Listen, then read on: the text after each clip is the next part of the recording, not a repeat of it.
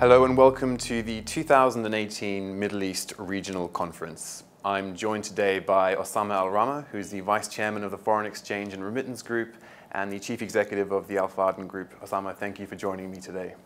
My pleasure. You've just finished the last panel of this year's conference on sort of managing real-time risks, including sort of cyber risks and risks in the instant payment space and so on. On stage, you were talking about the need to perhaps change some of the focus onto people when it comes to some of these risks and people management and moving it away from sort of infrastructure and technology. What did you mean by that?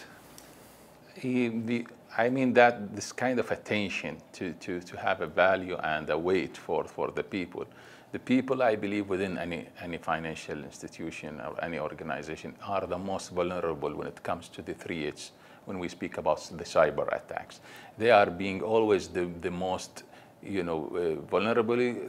vulnerability comes from their being the way of getting into such institution. And that kind of focus on the people is not being taken on a systematic basis. That kind of a more planned awareness and creating a culture of awareness among all people, which means we should get out of this, the responsibility of such, understanding is only limited to the risk management department or to the internal audit or to the security, IT security within the IT department. No, it has to come to everybody, and we need to bring the defense along with what we do as an investment in the technology and in the processes and in the things governing such processes. Okay, so you need to have that culture of awareness really spread through the wider organization. I mean, it's probably a very difficult thing to achieve. How do you go about doing that, just from a practical point of view? We need to address that. This is not an easy task, but it is a must, I believe. The more you create such awareness, the less you will be from risk, and it will enhance your risk mitigation. For example, I can give you more practical examples. Within our foreign exchange and remittance group, we collaborated with the law enforcement where they have the cyber crime and financial crime department. They create a lot of awareness. They can see from their own perspective when it happens on nation level basis. So this kind of things we are not alerted about. Keeping those kind of continuous workshop and understanding, but again, you need to have a culture within that one, which is being observed and governed and controlled by the management itself.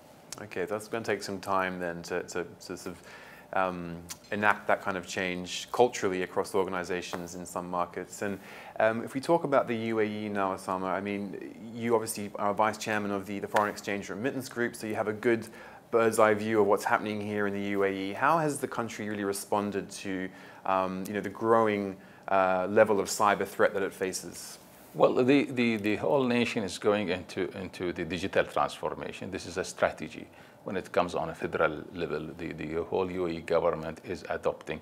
We do have today a Minister of Artificial Intelligence and a Minister of Youth, which is very much unique, and when it comes from government point of view. When it comes to Dubai as a city, we have the Smart Dubai, which takes the initiatives of the digital transformation of the whole government bodies.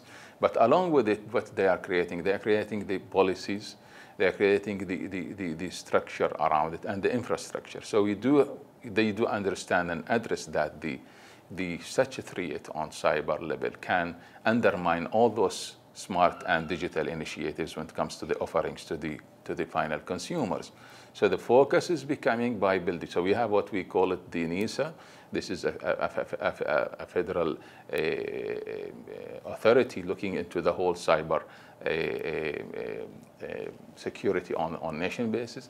We have the Dubai Security Electronic Security Center, which also looks into the infrastructure of the Dubai government and the nation threat as well. So those issues is being there, and the policies governing is being also laid down along in the society. Okay, so there are some good mechanisms in place here.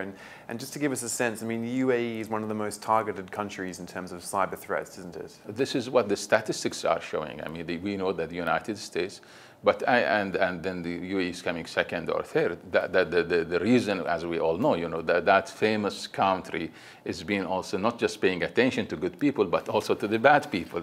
We have a lot of people willing to come and to invest and to visit and to tour around, but at the same time, we have those people from remotely, they want us to access to these successful organizations within UAE. Okay, well, Osama, thank you so much for your time today. Thank you. My pleasure. Thank you.